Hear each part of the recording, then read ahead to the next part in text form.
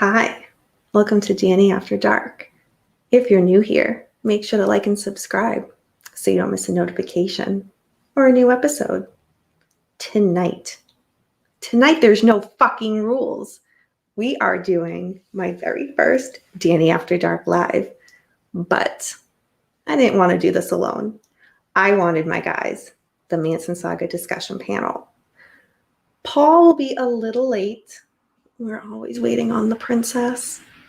But everybody be excited. I have the one, the only, the most fashionable Mr. Beckham. So let's bring him on. Hello. Hi, Beckham. Hey, how's it going? Good. How are you? I'm here.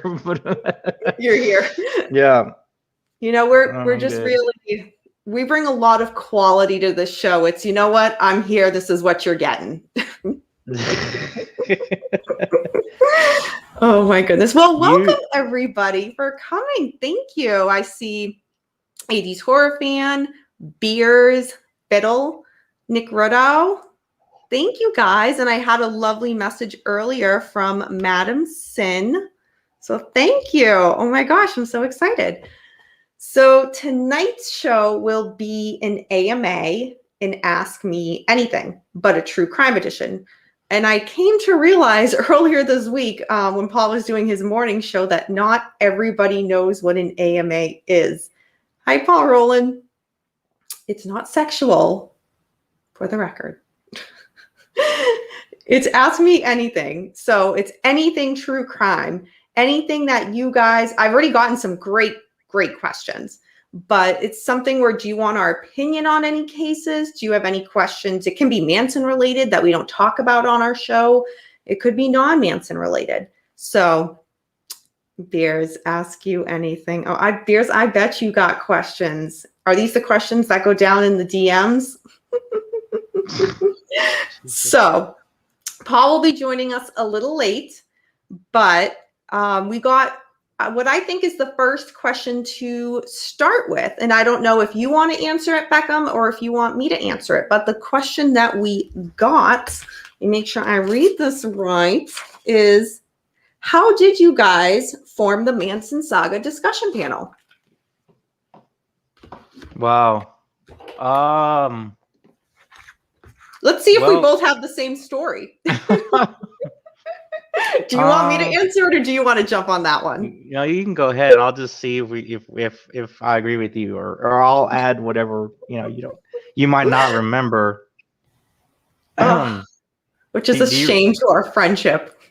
No, I mean, I think I remember. Well, you see, the thing is that I had okay for me. It could be different for you and different for me. See, for me, I had like two friends, and come together with the one subject, right? I knew you, and then I knew Paul, right? So yes, I would, Paul and I would start chatting about the case for like a while on the side. We would bounce ideas off each other, and we were reading like the same books and things like that.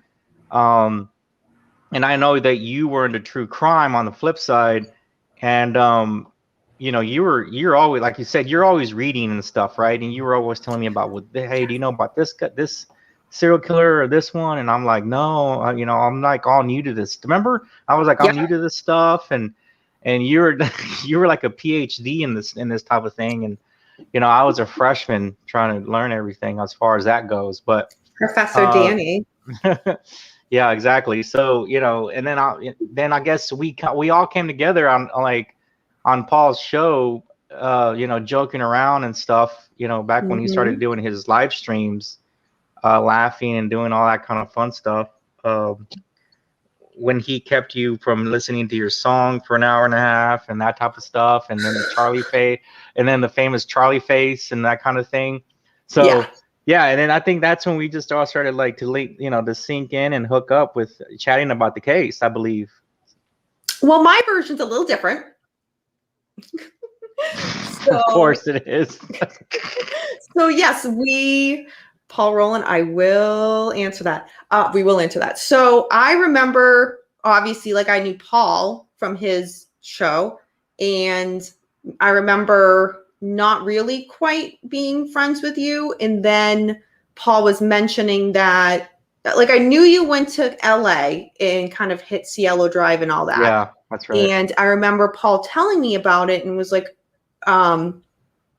oh, you should reach out to him. And I found you we connected somehow on Facebook, and then we started messaging back and forth. And I remember the day we started messaging, it was funny because I was at my in-laws, and I don't even think you know this.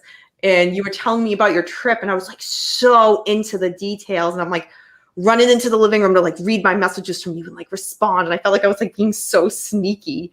But like I wanted to know everything. And then me and you started messaging a ton about the case, and Paul Rowland, I'll give you a wrench. And somehow we were all talking about now is the only thing that's real. And then we were the three of us started having our own chat in Facebook Messenger. And then we were like, oh, we should be a nerdy book club. And then we started meeting every week on video. And then it just kind of progressed to like, we just read a ton, and it's like, we should do something with this. Right, because I had that hasn't been done. Yeah, and I had the same idea you know, I hadn't really mentioned. I think I had mentioned it on another podcast, but about getting a group of people and reading these books, and then, you know, jiving off each other, right? On the read and on the theories and everything that was going on with this case. Because, you know, I couldn't find anybody to talk about the case, and eventually the shows run out, and eventually the shows run out, the podcast end. You're still reading, you're done reading, you're waiting on your next book. Well, there's nobody to talk about it with, right? So I was like, man, it'd be cool if you had a group of people to bounce off of, you know, and then it just like it all just came together, you know. It was a collection of minds coming together. Well, to have people that are like really into the case the way we are, it's I don't know, we just really connected on really wanting to learn, and it just, our personalities just vibe so well with, like, once we started doing our nerdy book club, like we each have our roles, and as much as like we're very different roles, when they come together, it's like that. Yeah. So long answer for that, but that's how the Manson Saga discussion panel happened. So thank you for that question. I was going to say, when did we really start? Was it like December? November. Wow. Okay. We started it must have been after I got back, because I went to LA the first time and visited just a couple of sites, because you have to really know where you're going, right? And to visit all these sites. Of course, I was only able to do a couple of them, but yeah. So it was November. It must have been like right after like I got back, because I went in like the middle of November, like a couple of weeks before Thanksgiving is when I went. Then it must have been, it wasn't too long after your trip. So it might have been late November, early December. So we've been going at least like 8 months then. 7-8 months already. Wow. Okay. Yeah, we could have like a little Manson baby. There's a question from Beers. Danny, I have a question. Ted Bundy or Jay Sebring? Yeah, that's a great question. I wanted to see this one. Oh, man. That's tough. That's really tough. Right now I'm going Jay Sebring. I go Jay Sebring. Paul Rowland. Can you give a couple of good things about one? Can I what? Give like what made you make that? What made you give that answer? Oh my God, do I have to answer? Oh dude, shit! I told Kat. Let me answer a simple question. That's a great question. Trekker, that's not a Glade scented candle. It's from, I want to say, Goose Candle. They have a website with like tons of stuff. Okay. I say Sebring because we all know he's got a good size, He's got a good sized dick. Dude, I think Metaphor just answered for you. And he was really in. Oh my god. He was into some pretty kinky shit from what we've researched. Yes, that's right. He was into not the dungeon to say stuff. Bundy wasn't, but Bundy was really into necrophilia. So that's not quite my thing. And then the book Phantom Prince by Elizabeth Kendall, which was his ex-girlfriend, she kind of touched a little bit upon their sex life. And it was just he would try to strangle her to death during sex, basically. So he'd be just a little too much for me. So I go Sebring. And that just said a whole lot about me, but that's okay. Paul Rowland has a good question. So have either of you wrote a letter to a famous serial killer in prison?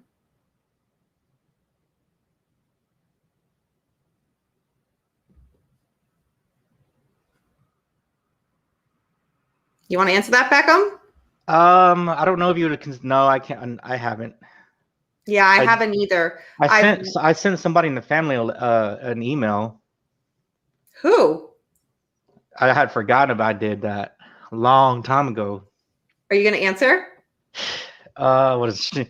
Well, I mean, you can try to guess. I mean, there's only like a. For fuck's sake! Do you not know how there aren't that works? many. There aren't that many people in the family that are still around. You know what?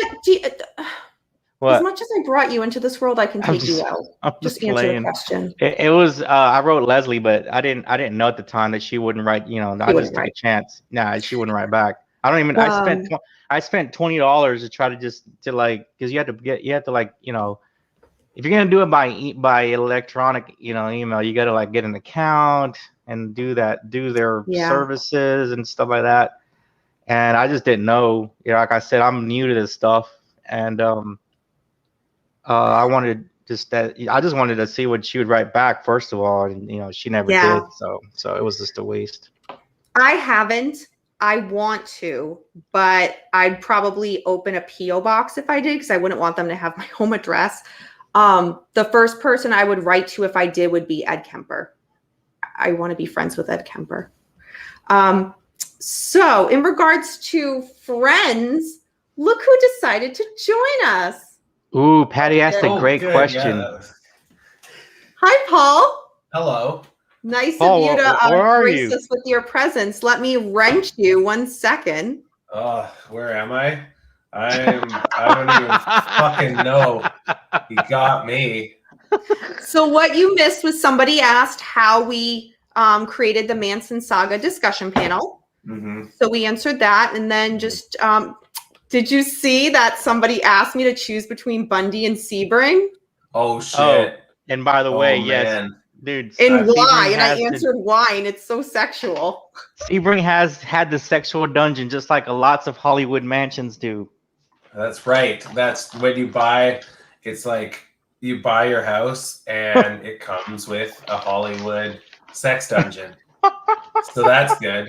That's a refresher for the old marriage. Dude.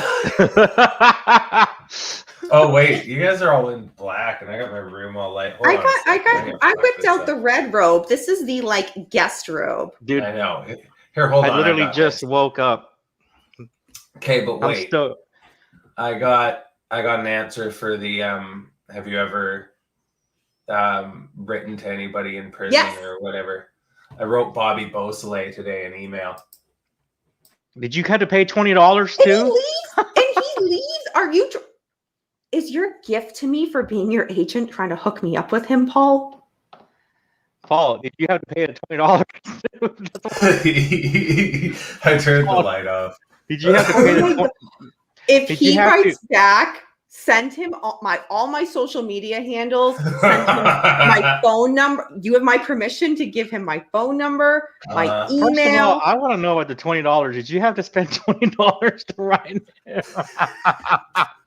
No, I did. Because you can just email. So I just emailed. Well, I did that, and they were like, the state of California, you must have money in this account. And I'm like, what the hell? Maybe I got ripped off $20. Oh my god! Yeah, you did.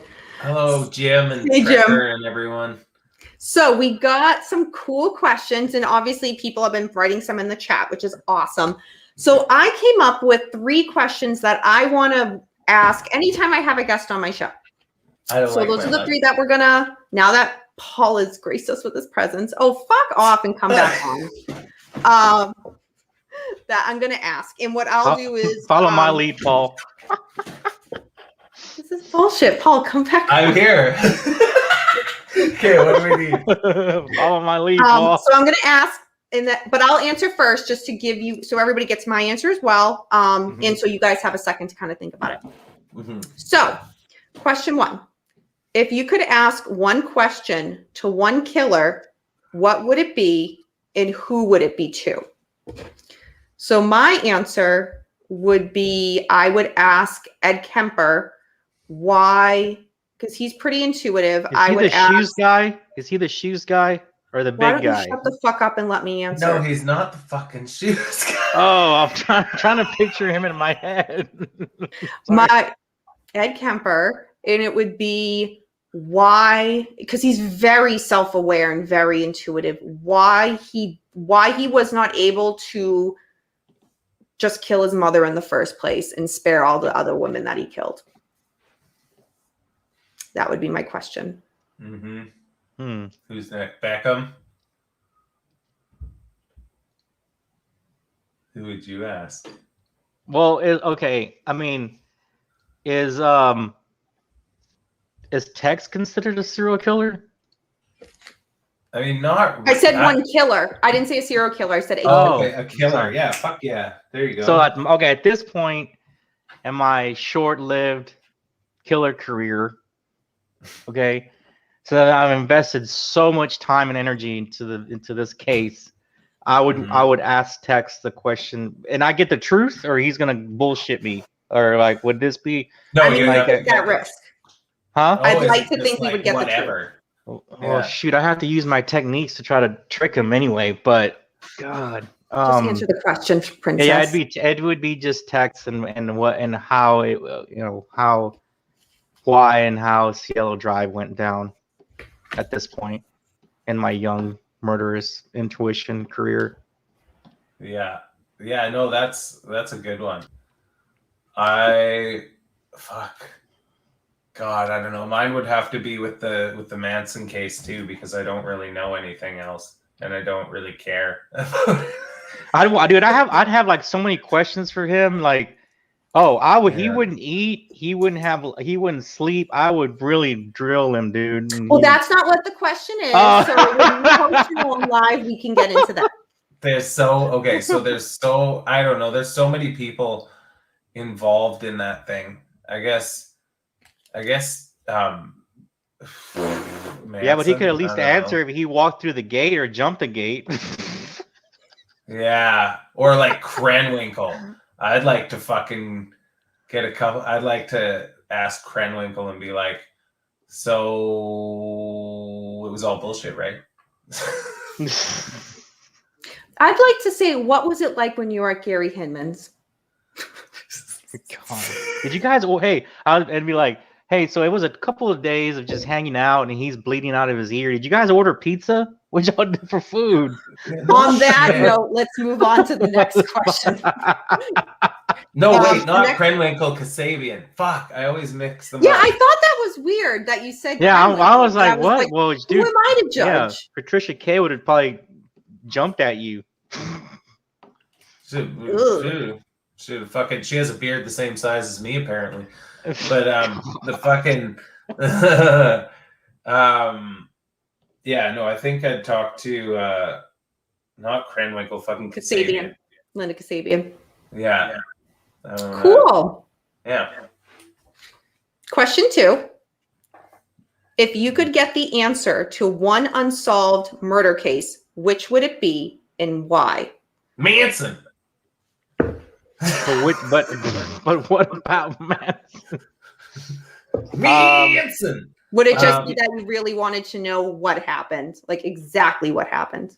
Yeah, I wanted to know. I'd want to know everything between like I don't give a fuck about Hinman. No, not like that. And wait, like, okay. And since you know what I I'm mean? friends with Paul, and Paul would just tell me his answers after he did this, I would get a freebie. Okay. Okay. Right. Okay. Okay. So then I would want to know, like, man, I don't know. No. Jesus. Oh, well, I know mine. Oh, Jay. No. Who was on the grassy knoll? Who was on the grassy knoll that made the killer shot? Oh, fucking good. Or was the Who kill made the shot? killer Was the shot? kill shot from the sewer? There was apparently like 6 hit teams in Dallas that day. Who had That's the a kill good shot? one. I want to know who had the kill shot. Like who had the kill shot? No conspiracy. I just want to know who had the last kill shot.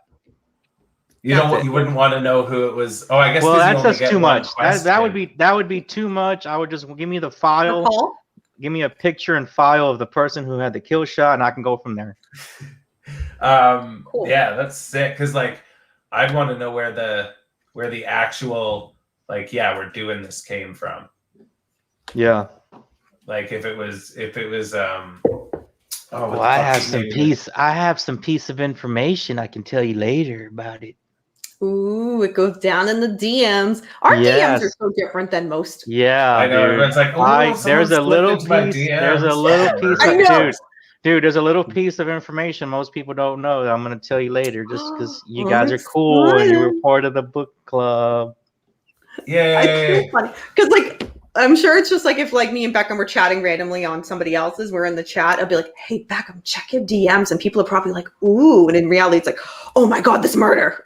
That's exactly what it's about. I know that's exactly what we do. So my answer would be, I want to know exactly, finally, who was, I'd say who was Jack the Ripper. Ooh, that's a good one. That's who mine would be. My second, but I would be no. You know what? No, we're not going to go there because that's going to be a whole nother thing. Okay. You were going to say John Benet Ramsey. I was going to say, did the brother really kill John Benet Ramsey? No, it wasn't the brother. It was the brother. I will go deep tonight with that one. Yeah, I'm convinced he did it, and the parents ultimately lost one kid. They lost their cash cow, and I disagree with your theory already. What's that? Little Tukes here. Yeah, I'm thinking it was the brother, and the parents just had to protect him because they already lost one kid. Why lose a second? I say I disagree with that completely. Well, this is interesting. You know what we should do sometime is we should have a show where you do the John Benet Ramsey thing, and you come at it from the brother did it standpoint. And he did it, and he goes from the whoever the fuck else did it standpoint. Because what was going on in Boulder, Colorado is the same that's going on in Hollywood. Can't do it. He goes after when people do shit like that. He sues. He sues everyone. Mm-hmm.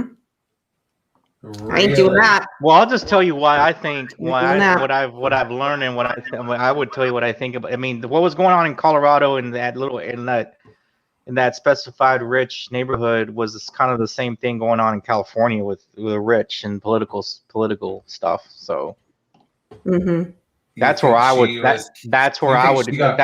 point to, because this is what was crazy. Are we gonna get into this now? You want to go to questions? No, we're doing questions. Okay, yeah. I'm not gonna. This is not the Beckham hour. Exactly. So many people want to come on camera. You ain't dominating the thing. Let's be real. Dude, I'm watching some fights and doing this at the same time. Sorry. So you're all pumped up. Yeah, dude, I'm watching. Are you shadow boxing, right? Fucking there's bare knuckle fights, man. Oh shit. That's serious. All right. And there's these two chicks that are super hot. You can leave. Whatever. Shut up. Next question. Which killer first drew you into true crime and why? Manson. I don't think Paul's needed anywhere. We can just write. Paul, are you drinking coffee, or do you have something that's hyping your coffee? I'm drinking.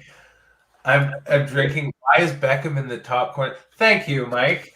I don't know how to change it. No, that's okay. I'm just kidding. I don't care. I'm always used to on bottom anyway. Yeah. You heard that here first, folks. Oh Beckham's my the god. bottom. Wait, what the fuck? Yeah, Manson. And what first got Wait, me what into was your it? question again? I'm sorry. What was your question? What first got you into true crime? And it was Which killer drew you into true crime first and why? Well, and it's Manson, but not like because he didn't kill it. But like that was the thing, and it was, and what actually drew me into the case, like really pulled me into it, because like I was a kid, I was a little gothy kid, so everyone was like Manson, and you were like, yeah, Frank. And I've so been to you, one. but yeah, then I had a bunch of time, and I read Helter Skelter, and I was like, that was fucked. And then I read Chaos, and I was like, that was more fucked. And then it's all downhill. Now I have 7 books on the same fucking thing, and we've been doing a show on it for 8 months. Do you have your answer, Beckham, or do you want me to go? Yeah, just real quick. I've actually been to one murder scene before, and just the way the person, yeah, what I saw will definitely change you a little bit. Yeah. And from there on, and then I dated a girl whose mom was the personal secretary of a major criminal case in Texas. So I got the inside information on that, and then it just kind of came about what, like 15 years worth of time when I became a fan of it. Wow, so yours was like very personal. Mm-hmm. Yeah, mine's been personal. The Manson stuff is just it's just been like a fun thing to do. Yeah. So my answer is shocker. From what I can recall going back would be Ted Bundy. Reason being, my specialty in psychology when I was in school, working on my degree was social psychology. And I've always been fascinated. No, Paul. What? Sorry. I'm sorry. Go ahead. I mean, yes, but no. Go. So no, I've always been into why people think the way they do, and especially in regards to social situations. So for his case to happen in the way the media and the public reacted to it, that just, I mean, he was executed in 89. So I was born 84, 5 years old at the time, but it was just fascinating because so many people, he didn't look like a monster. So it was so hard for the public to accept this. And even still, there were women that would like fight to like get into the courtroom and line up early just to have him wink at them or shoot them a smile. I was there at 5 years old. I wanted a smile from him. But it fascinated me. It absolutely fascinated me. And people want monsters to look like monsters. I know I always say that, but it's so true. And when you can't spot that in someone, I think people they don't know how to handle it. And he was a great example of someone who was very educated, very good, quote unquote, good looking, very charming, very personable. People really gravitated to him, but he was a monster. God, going on what you're saying, like I'm thinking back to like college, and we were so young, right? I just didn't have it. It's a different. When I was in school, it was a difference. It was just different at the time. People make kind of laugh at me sometimes because I didn't know who Manson was, right? We never studied him. Things were different when I was in school. But man, like looking back now, what I know now and how my experiences with crime and then not like that kind of crime, but other different aspects with crime. And now learning about Manson and that type of stuff. Man, I wish I would have directed myself towards psychology, master's program and that type of stuff, because but there's certain doors that you're gonna have to be willing to open, right, yourself to go into that area. And I think that's an untapped source within your own mind, I think.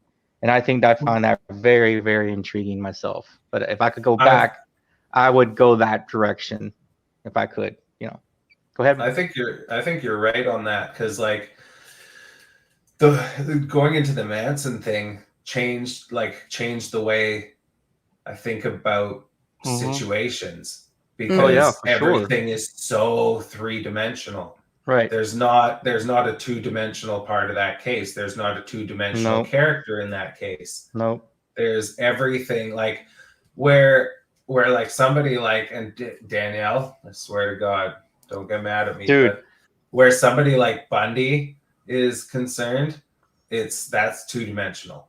That's Bundy is a fucking sicko who like got his kicks from doing like disgusting shit to people. And yeah, and then but then with like Manson, it's like, what the fuck? And like he didn't even kill anybody, and he's put up there with that stuff. But he also had like the stuff he was saying that they were putting across as batshit crazy back in the day, or the things that you read in self-help books now. Like, be in the now, don't think, don't do this, don't blah blah blah. And everyone's like, he's fucking crazy. And now that he was tapping into that source I'm talking about. Yeah. And that's right. Yeah, and like, and yeah, so it's fucking hilarious because it's like it's Charles Manson, but then it's like the other people that are speaking about the same thing are all those yoga moms who are like, I need to find my center. Right. Yeah, I mean, he probably did, Mike. Like, yeah, like, and I think so too. I just can't say for sure, so I never like to say, but like, fucking, he probably did. Like, yeah.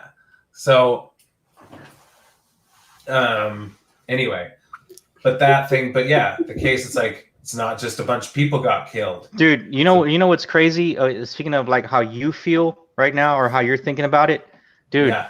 That's what people don't understand, dude. Like certain people in intelligence in World War II and certain groups in Vietnam, they were trained on that stuff. They were trained to tap into that mental source. They were trained to do all kinds of stuff. And then those people got sent out into the real world to go help protect the country that we live in. Okay. So it's like, but some of that stuff was not legal. Some of that stuff would be considered, off the books. Right. And I've always told you guys, how you're going to see it. Are you going to see it as a good thing or a bad thing?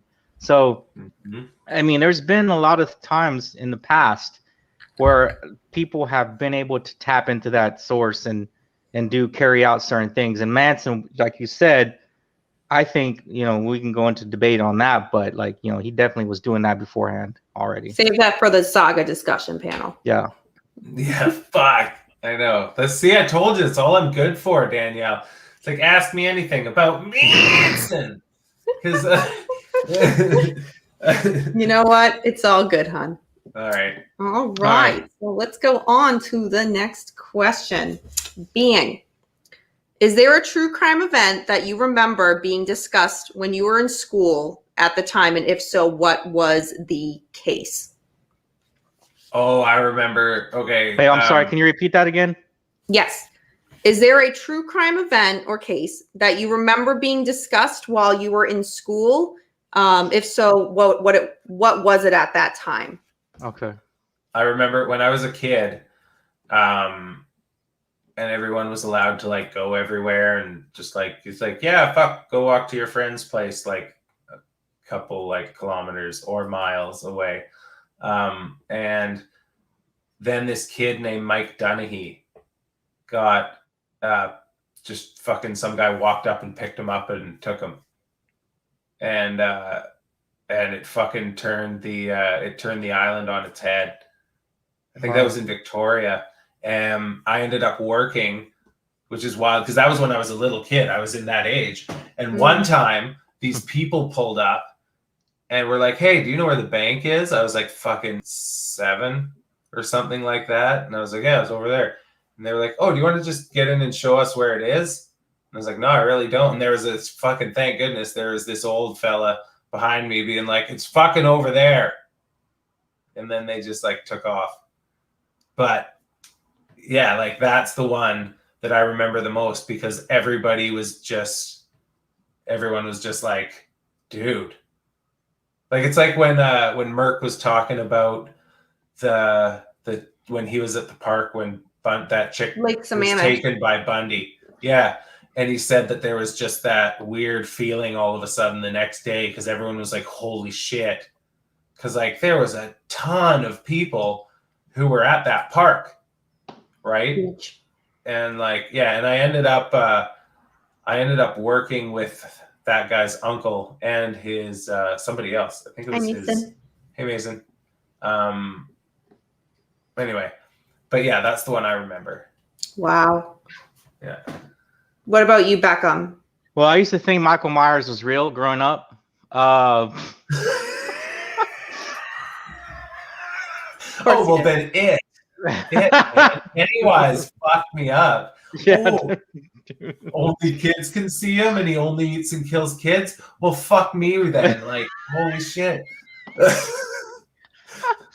Dude, I wanted to be friends with Michael Myers, hang out, and Okay, do that this wasn't cool. But anyway, no, I'm on a serious. Yeah, I was trying to be funny, but the Unabomber was personal to me. Oh. Mm-hmm. Why is that? Oh, dude, I'm gonna have to reload. Everybody's going crazy. No.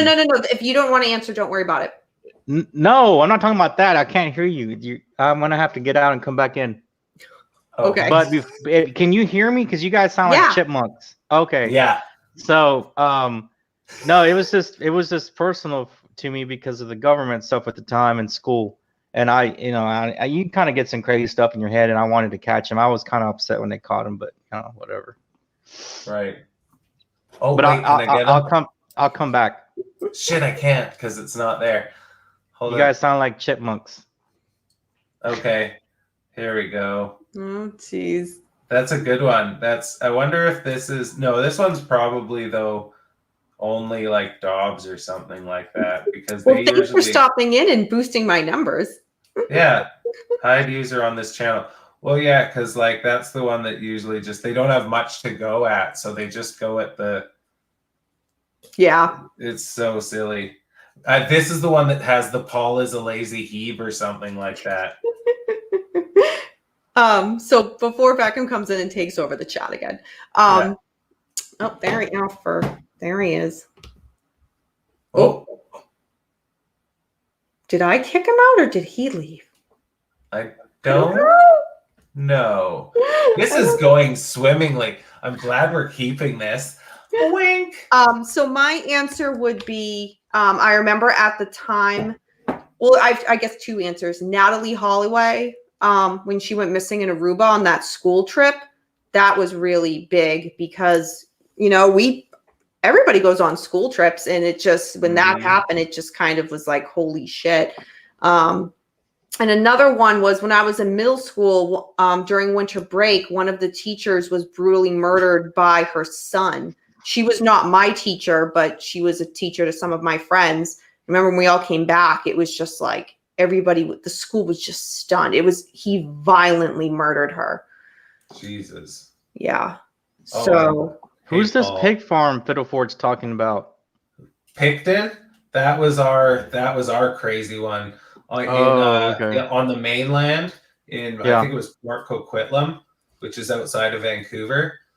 This dude and his brother for years killed hookers and tortured them and fed them to pigs. Nobody cared because they were hookers. Wow. Nobody was looking for them, so they got away with it forever. My mom's friend's kid was a CSI there and was picking through pig shit for bones and stuff. Oh. Damn. Okay, there's a lot we need to talk about off air, and that's one of the ones I want. Yeah, I want some more info on that. Ooh, I wonder if we could talk to her. Probably. How am I just finding this out now? I know. Oh yeah, I'm gonna tell my mom. Hey mom, way to go! You know how I do a true crime thing? Can I talk to your friend's kid because she was pigging through pig shit? Oh my god. Okay. Going on to the next one. The question that we got was, okay, was there a case where somebody was found not guilty that you really felt the jury got wrong and they should have been guilty? If so, what's the case? Oh, that fucking cunt who killed her kid. In Florida. Casey Anthony? Yeah. That's my answer too. Yeah, that would be mine. That bitch.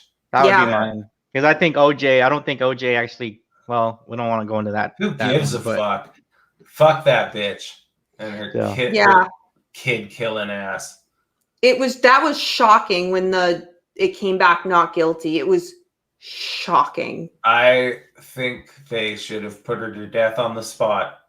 Fucking one right in the stomach and let her bleed out. Fucking bitch. Not just, Paul, tell us how you really feel. Yeah. Well, that's funny that we all had the same answer. Yeah. No, fuck that chick. Somebody had asked, they just kind of left the case at, so I'm kind of interpreting what I think they meant as the question. Okay. So if I got it wrong, I apologize. But I guess what was our thoughts on the singer, and I'm going to butcher her name, Bjork, and her stalker named Ricardo Lopez. That's it. You didn't butcher her name. Her name's Bjork. Okay. That was wild. I remember that too. I remember seeing that on TV. Not like seeing it like, but I remember seeing the thing where like Thor Bjork, and like fucking yeah, she got stalked and all this crazy shit happened. I remember seeing her beat the shit out of a reporter on TV too. She jumped right on her and was just fucking. It was awesome. Wow. Yeah. I have to admit, I kind of knew about it, but since I got the question in advance, I was able to look it up. And I watched a whole bunch of YouTube videos on it. And oh my God, this is going to be so fucked up. I kind of was hoping I could find on YouTube him actually blowing his head off, but I couldn't. But it got right up to when he put the gun in his mouth and he had his hand like start to click and then it cut out. It's the most I could find. But I mean, it's a clear case because I saw when he first bought his camera and he started filming. So I watched as much footage as I could leading up to today. And I mean, it's such a clear decline of mental illness. But he had a therapist who said, leading up right up into, no, everything was normal. Family, everything was normal. I'm thinking, how did they not see these signs? Yeah. It was just it was bizarre. He fucking paid that guy who kept rhyming everything, Jim. I don't think OJ did it. Fit, he must have quit. I don't think OJ did it, but that's for another show. Oh shit! All right. So Beckham, you didn't answer the wait no. What your thoughts were on the Bjork stalker?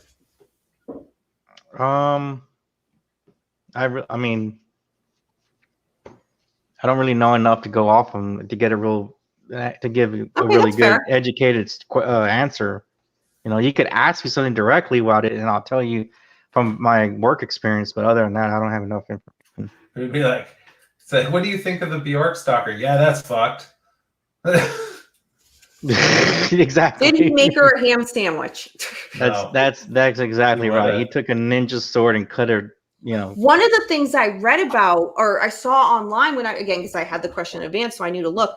That I didn't know is he originally was going to design. I don't know if bomb is the right word, but a contraption where there would have been a ton of needles that contained HIV positive blood that would explode when she opened it, which would basically stab her and infect her with HIV. Gross. But he realized he couldn't build that, so then that's why he went with the other bomb he did that went in the book, so the book looked more normal being shipped. Whoa. And I was like, I mean, either one's just horrific, but it's like, yeah, holy shit, that was crazy. Okay. There's we got a Manson question. Manson.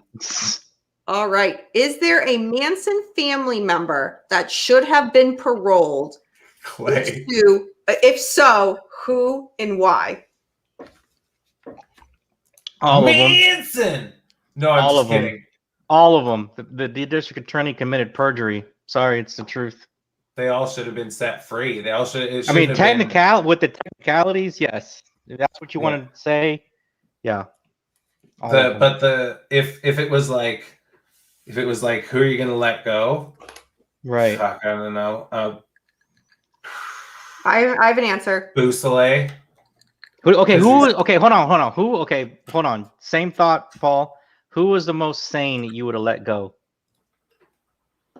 right now, or just No, like then 1975. Because they're asking about parole. They would have to at least serve a couple years. Holy shit. They were all so Who would fucked, have man. been? Well, I'm just that's what makes this question a really good one. I guess Bousselet. That's Like it's between 75 and 1980. They would have had to have served a little bit of time. No, I don't. Oh fuck, I don't even know. Well, we've stumped Paul. That's so hard. That's not that hard to do. That's so fucking. But that's such a hard question. All right, Paul. Let me give your brain time to think. Let me answer.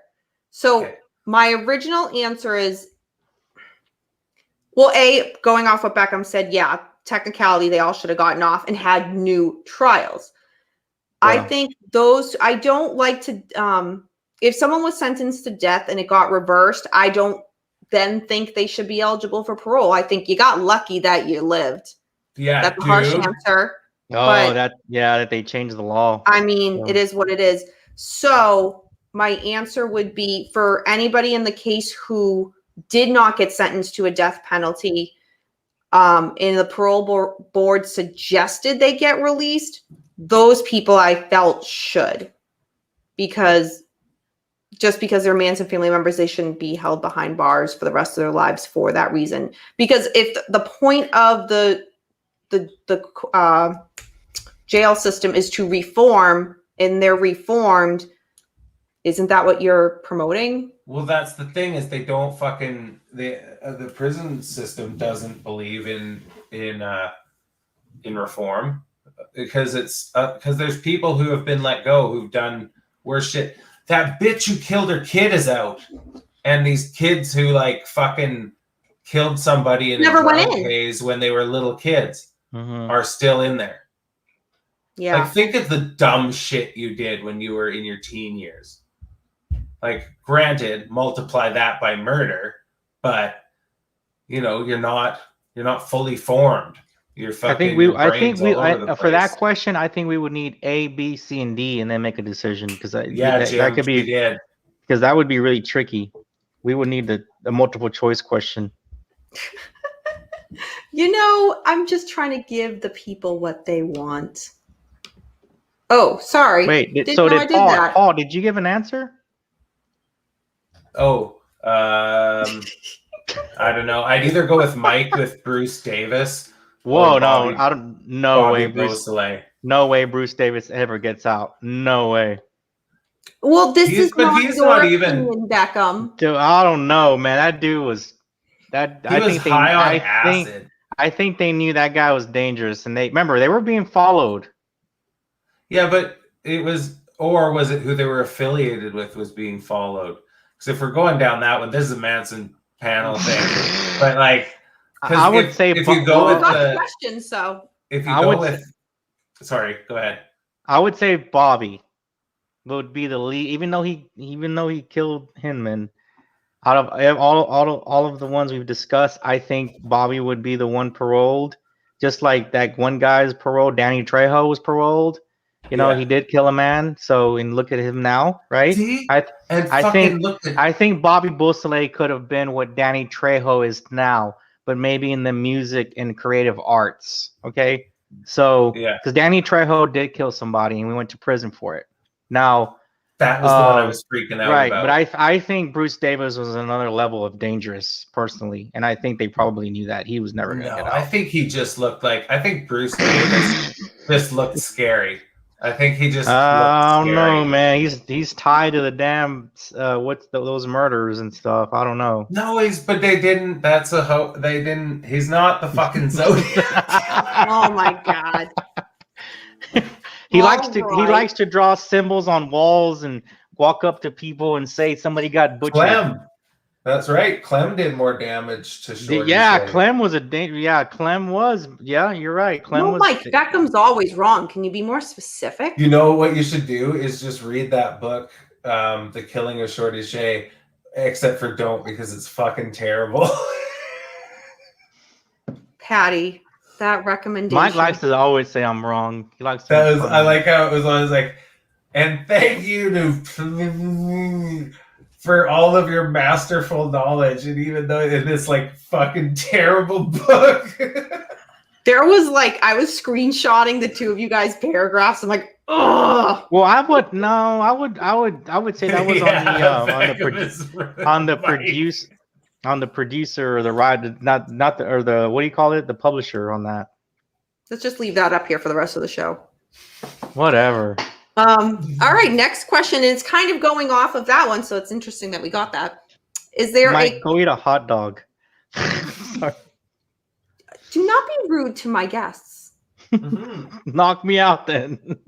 Be rude to my guests. Is there a criminal or killer that you feel should have been paroled, and why? That's a tough one too, because you mean like morally, or do you mean like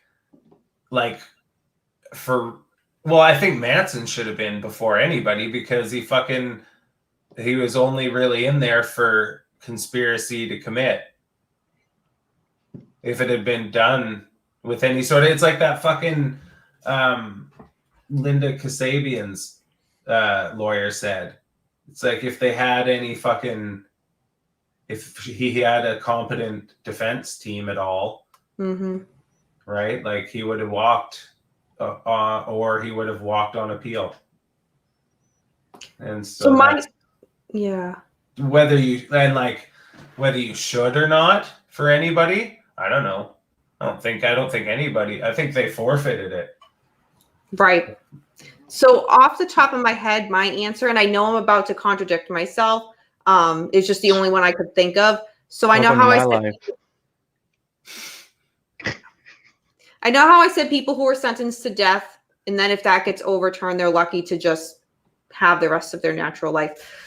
The case that comes to my mind, because I feel, and I know there's been debate on whether this person actually did reform or not, but from the research that I've done, to me, where I saw the biggest transformation of reform was Carla Faye Tucker. Who's that? She killed people. All right. Lots of people, or one or two? No, it was during, she was on drugs at the time. Her and I, what was it, a boyfriend? It was her and another guy, and they brutally killed some people, but not a serial killer type of thing. And she went to jail, got sentenced to death, I'm just giving the very brief in a nutshell. I know I'm missing a lot of info. People don't come for me. There should be an episode on D&E After Dark, so stay tuned. And I just haven't researched it yet. But she was sentenced to death, and she found God, and which I know a lot of people do, but she really, to me, seemed to actually really turn her life around. And there were a lot of anti-death penalty people that were fighting to keep her alive, not to say release her, but just to keep her alive. And I think it was in Texas. I want to say Texas, and they don't fuck around, and she was executed. Oh yeah. Dude, the prison system, Patty, doesn't even believe in rehabilitation. Because they don't fucking give a shit. It's like, give us the money and we'll keep your poor, and we'll keep your pains in the ass. We're working on it. What did you say? What's your answer? No, I just had something real quick. Have you ever, any of these serial killers, because I'm asking you because I know this is your thing. Does anybody have military background in these? Yes. Like, what's the percentage of them that do, that you might say, like maybe a quarter, 25%, less than that, 10%? I'd Probably say less than that. Less than that. Okay. Yeah. I'm just wondering, because from the cases that I'm aware of, it's a small, I'd say 10% or less. I'd say a good percentage is like shit parents. Okay, just because what I was in my mind is this going. My thesis in college was I did mine in the what was the not motive, but what was probably the more of the cause in those postal when postal workers go postal. Yeah. They killed their supervisors. They killed whoever was in their path at the time. And my case study was probably about, I think I had like 8 cases at the time. And I did, after all my research and everything, I did find one component that equalized everything that they all had in common. One equalized common denominator, and that was that they were all in Vietnam. Interesting. Yeah, and that's what made my thesis, was that.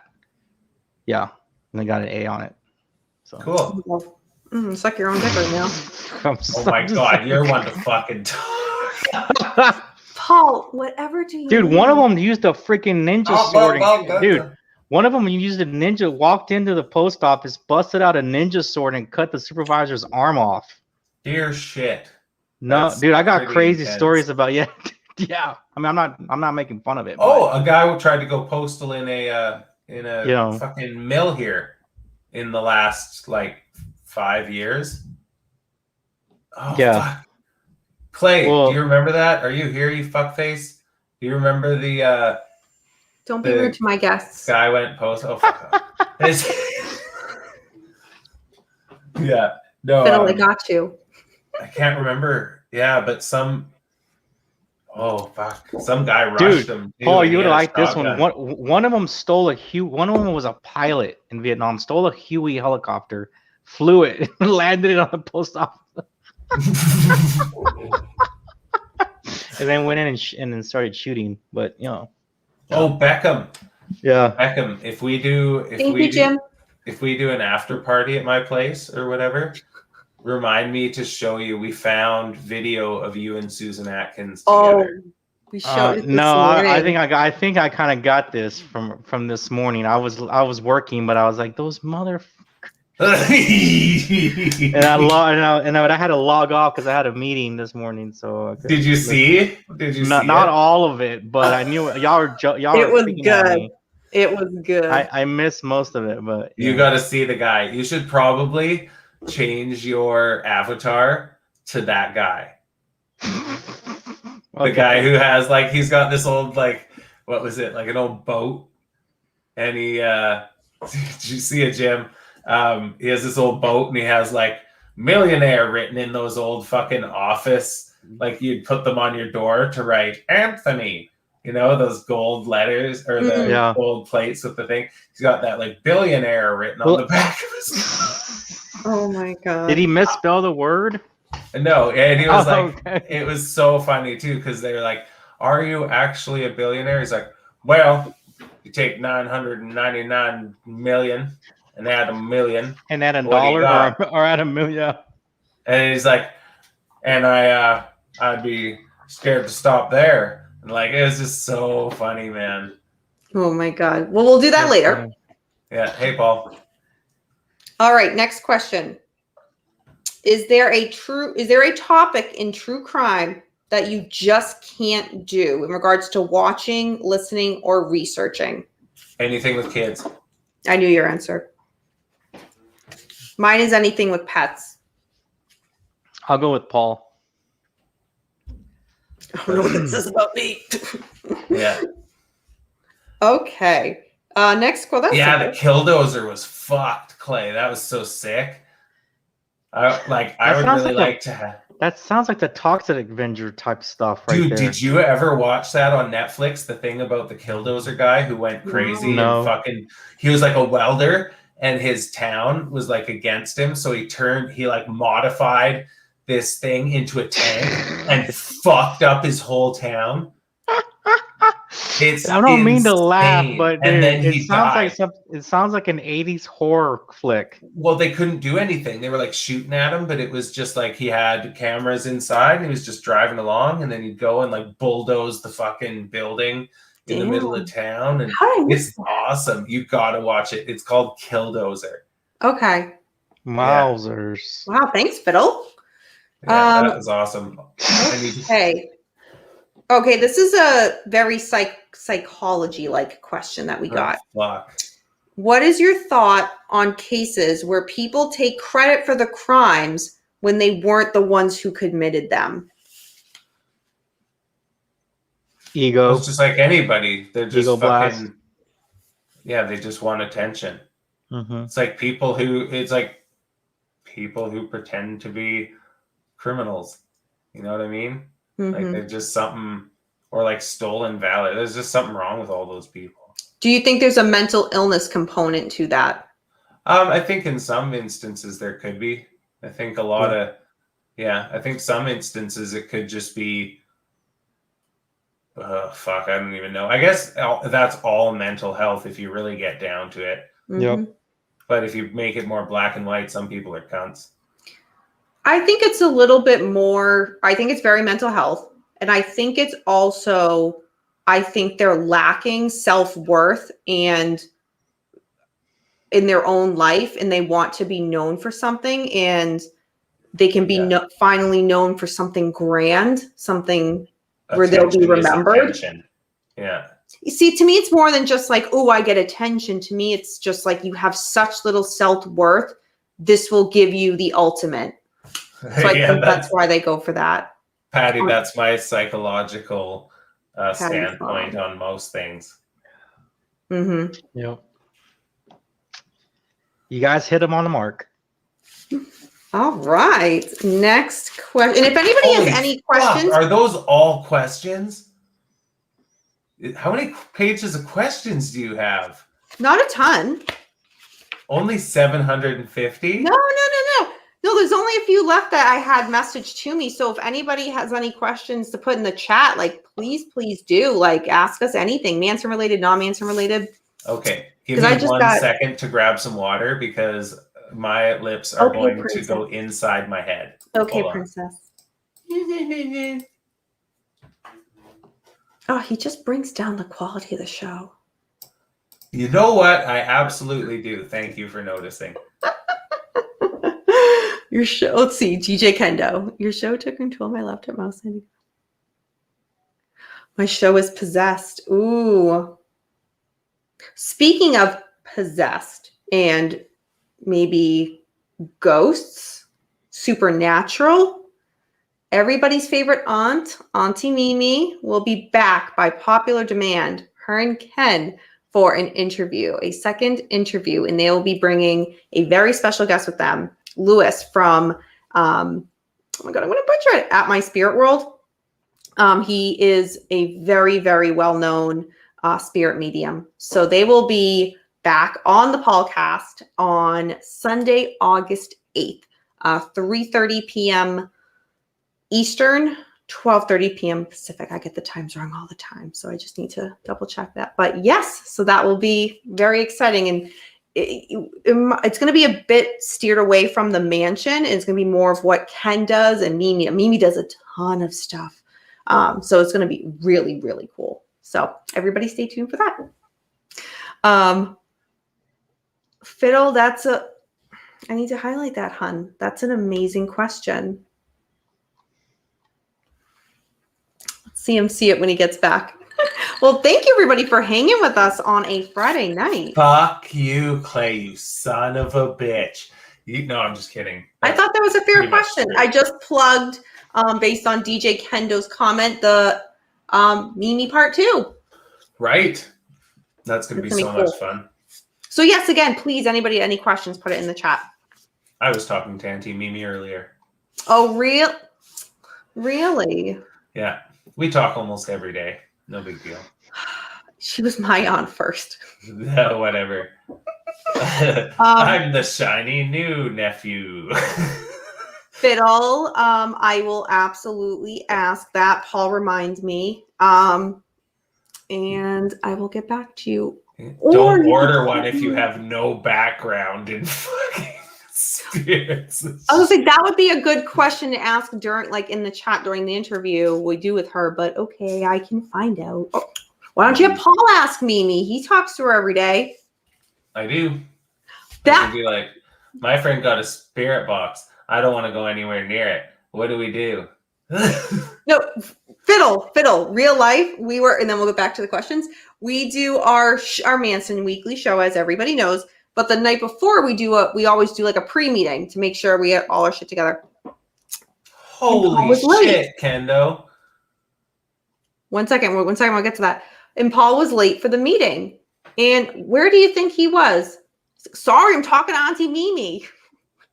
Oh, well. And then Mimi messages me, hey, I was just talking with Paul. Yeah, I know. You made him late for our meeting.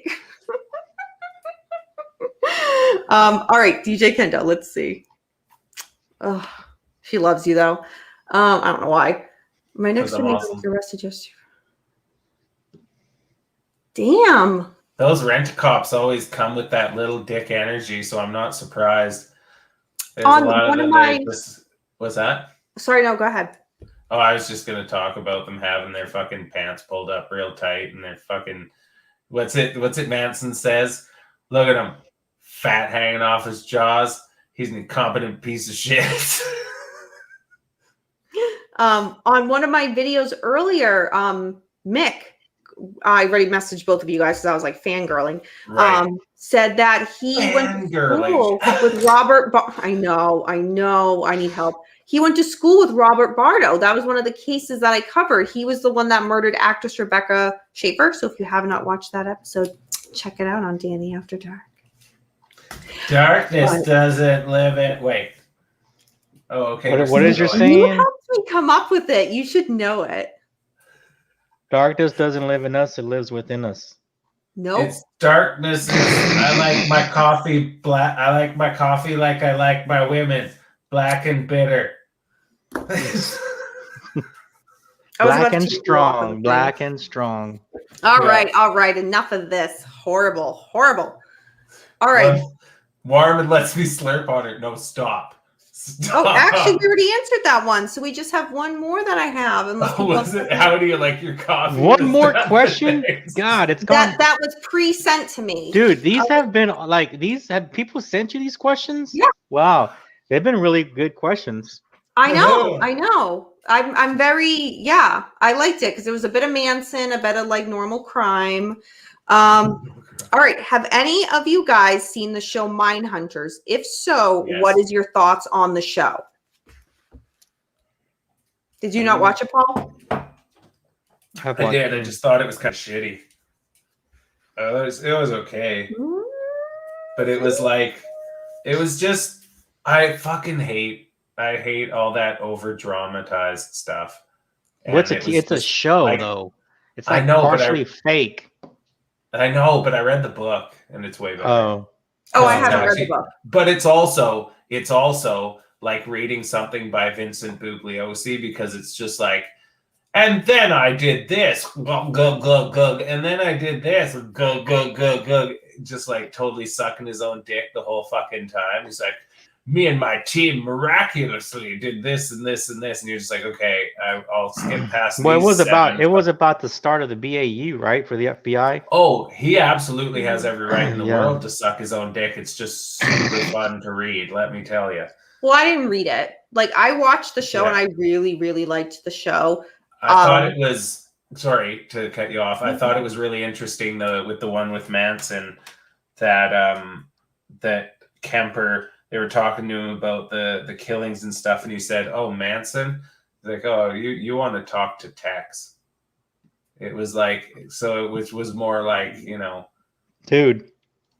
I got the when I saw that, I didn't know anything about. I still hadn't started Chaos because that show came out like a long time ago, right? So a few years. Mm-hmm. Anyway, I remember seeing the Manson part and thinking, man, that guy's nuts. He's trying to scare. He's trying to scare the. He's trying to scare him or whatever, right? And then lo and behold, I get a hold of Chaos like a few months later, and then the rest is history. I didn't know who he was. It's funny. That's so funny. Yeah, 0 to fucking Manson Saga discussion panel. I liked. Okay, so I'm gonna differ from Paul. I liked the show.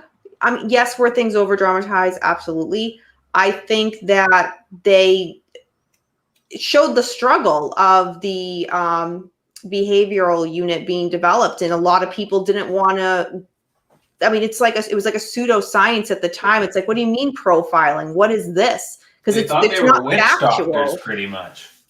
So like they would go and there was all this resistance, and they had to fight through it, and they had to prove their theories. I loved when they would interview Kemper because, I mean, I thought they were spot on to Kemper, to be honest. I'm saying I'm a lot. Yeah. Okay. Center. I know, Center. The one with Manson, that was the same actor that played Manson in Once Upon a Time. Same actor. Right. Yeah. Yeah. I thought who they got to play the characters of the killers were, I thought, pretty close and spot on. But I liked it because, again, it really showed the struggle of them starting up that unit in regards to like what they had on the side with their families falling apart because they're getting so involved. You know, a lot of that, could that have been made up? I don't know, but I do know from researching a lot of true crime cases, a lot of the detectives that are involved in like these really heavy cases, and I'll cite Green River, for example, the Green River killer. Oh my God, Gary Ridgway. A lot of those detectives are since divorced because you're pouring your life into this and your family's going on the back burner. And, you know, these cases go unsolved for sometimes decades and you're still, it's just, it's not surprising that that happens. Yeah, it happens a lot. My uncle was ex-FBI agent and worked during the 70s and 80s, early 90s for special crimes with Mexico. When doing all that during the times of the drug trades and all that, the crazy stuff. Yeah, he was divorced 5 times. Whoa. Wow. Yeah. True story. Well, that's why they're saying they're married to the job, right? Yeah, dude, you have to go and you have to always be gone, working your case and doing all kinds of stuff, man. Well, kind of, that was the last question that we got pre-sent. So if anybody has any other last minute questions, type them in here. But I was talking with Paul, this was like just the other day. And because Auntie Mimi was mentioning like, I'm so surprised I didn't get into like the FBI, which I mean, would be a dream job. But the reality is, you know, granted, I don't have kids, I have cats, and no one better come from my cats. But you're putting your family at risk for a lot of those jobs. So like if you're married, you have children, you're not married, but you're close with your mom, dad, brother, sister, grandparents, etc. And you go into that field, depending on what you're doing, you're putting your family at risk. And it's like, is it worth it? Holidays don't mean much to you if you're in that job. No. Working hours don't mean anything. You don't do a 9 to 5. Yeah, let's just put it that way. Yep. Yeah. Wouldn't it? I mean, with something like that too, it's kind of like a slow burn. Well, or not even slow burn. You can't come out of that unscathed. I mean, but you love it though. Yeah. Well, you get addicted to it, don't you? Yep. You do. That's a different kind of feeling. Yep. You love it. If you notice, like a lot of, because I listen to a ton of podcasts on true crime, shocking. And sometimes when they bring on like former FBI profilers, they're young-ish. So it's one of those, like, they're not working there till they're retiring at, you know, age 60, 62, 65. They're young retiring. It's like you said, the burnout rate is incredibly high. You don't stay there for 40, 50 years. You just don't. No, you can't. You go fucking crazy. You become a fucking serial killer yourself. You're tapping into that part of your brain, man. I'm telling you. Yeah. Well, if nobody has any last minute questions in the chat, I want to thank you guys for hanging out with us. This was my very first live. This was awesome. Well done, Danny. And thank you. Oh, please keep going. Keep going. Great job, Daniel. Dude, honestly, great questions from people, man. I was really good. Dude, you guys batted it out of the park. You had enough questions to go like 2 hours. That's a lot. That's crazy. I know Beckham's not used to going 2 hours, so I mean. Oh my God, dude. Not being questioned for fucking 2 hours. That's I'll question somebody for 2 fucking hours. Give me Thank fucking you, Tex Mike. Watson. Thank you, DJ Kendo. I appreciate it. I really do. So this was fun. Sorry. Yeah, give me Tex Watson for 2 fucking hours and give me Tex Watson, a cup of coffee and a fucking lamp for 2 hours, and we'll see what I get out of him.